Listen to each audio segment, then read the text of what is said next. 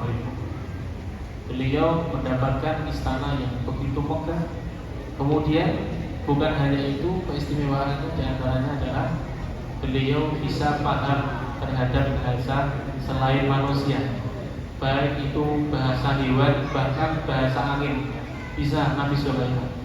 Dan kaumnya tidak paham, yang paham hanya Nabi Sulaiman. Itu mukjizat. Kemudian nabi-nabi yang lain juga seperti itu, seperti Nabi Nuh alaihissalam. Allah berikan mukjizat berupa kapal, Bapak Ibu, betul ya? Kapal yang berlayar, kemudian menyelamatkan orang-orang yang beriman waktu itu. Dan banyak lagi mukjizat-mukjizat. Setiap para nabi dan rasul pasti memiliki mukjizat. Nah, nabi kita Nabi Muhammad SAW, mukjizatnya adalah Al-Quran.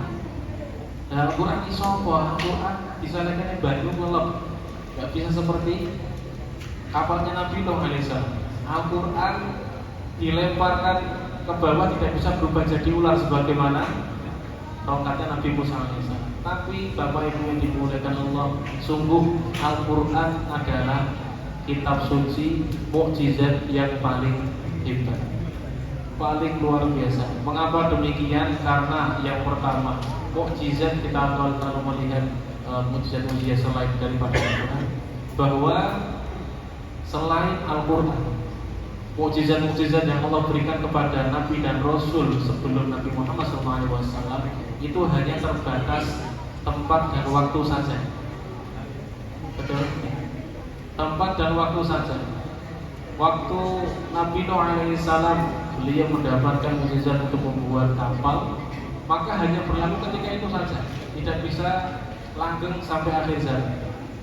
Nabi Sulaiman alaihissalam bahkan tongkat beliau itu rapuh. Nabi Sulaiman itu meninggalnya dalam keadaan berdiri. Tidak ada yang tahu kalau ternyata Nabi Sulaiman sudah meninggal. Itu masuk di kisah surat Saba. Indah sekali ceritanya Bapak Ibu. Ketika itu Nabi Sulaiman memerintahkan para jin untuk membangun istana yang megah. Sampai lama itu. Dan Nabi Sulaiman hanya berdiri saja. Setelah istananya jadi, kemudian Nabi Sulaiman jatuh karena tongkatnya dimakan oleh air. Beliau jatuh. Nek ngerti ngono, kata jin, kalau tahu begitu kita akan berhenti bekerja ketika Nabi Sulaiman sudah meninggal. Ternyata mereka tidak mengetahui turunnya malaikat mencabut nyawa. Ya, Bapak Ibu yang dimuliakan Allah Subhanahu wa taala, kemudian di antara keistimewaan kemukjizat Al-Quran, kenapa kok Al-Quran menjadi mukjizat yang paling istimewa? Al-Quran itu firman Allah Subhanahu wa taala, langsung Allah yang berfirman. Dan ini tidak bisa ditandingi oleh makhluk.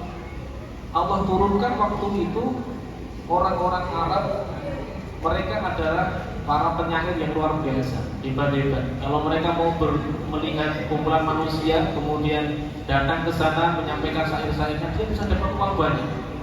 Namun ternyata ketika turunnya Al-Quran, mereka tidak bisa menandingi kalimat itu. Bahkan Umar bin Khattab radhiyallahu anhu yang dulu waktu itu masih belum masuk Islam, beliau bisa masuk Islam hanya karena mendengarkan lantunan ayat suci Al-Quran yang dibacakan oleh adiknya. Bapak Ibu yang dimuliakan Allah Subhanahu wa taala, lebih daripada itu kita lihat susunan kalimat yang ada di dalam Al-Quran luar biasa. Bahkan sampai rinci per hurufnya istimewa Bapak Ibu. Huruf Al-Quran itu tidak kita dapatkan di kitab-kitab yang lain. Huruf Al-Quran, membaca Al-Quran itu tidak sama seperti kita baca hadis bahkan. Apalagi kalau syair-syair yang lain atau lagu-lagu yang pakai bahasa Arab, tidak akan sama. Setiap hurufnya Allah berikan pahala 10 kebaikan. 10 kebaikan itu tidak berlaku di bulan Ramadan. Di luar Ramadan, bagaimana dengan bulan Ramadan? Oh, banyak sekali. Allahu yudha'ifu liman yasha. Allah akan melipat gandakan bagi siapa yang diinginkan. Kemudian Al-Quran itu hurufnya ada makharijul hurufnya, kemudian ada juga sifat-sifat hurufnya. Jadi kalau kita teruskan panjang banget. Karena mungkin jadi ngomong. Ya, Bapak Ibu dimuliakan Allah. Pada intinya kalimat yang tersusun begitu rapi dan indah itu menjadi mukjizat yang Allah turunkan untuk Nabi tercinta kita Nabi Muhammad SAW, dan itu sampai kepada kita. Dan tidak ada satupun makhluk yang bisa menandingi keindahan lafaz Allah, keindahan ayat-ayat Allah. Sampai Allah Subhanahu wa taala menantang kepada para manusia, wa in kuntum fi raibin mimma nazzalna ala abdina fa'tu bi suratin min mithlihi. Kalau kalian merasa ragu terhadap apa yang kami turunkan kepada hamba kami, kepada Nabi Muhammad SAW berupa Al-Quran, fa'tu bi suratin min mithlihi, maka coba datangkan satu surat yang semisal dengan Al-Quran. Wis gawean surat Al-Baqarah itu tidak bisa mampu.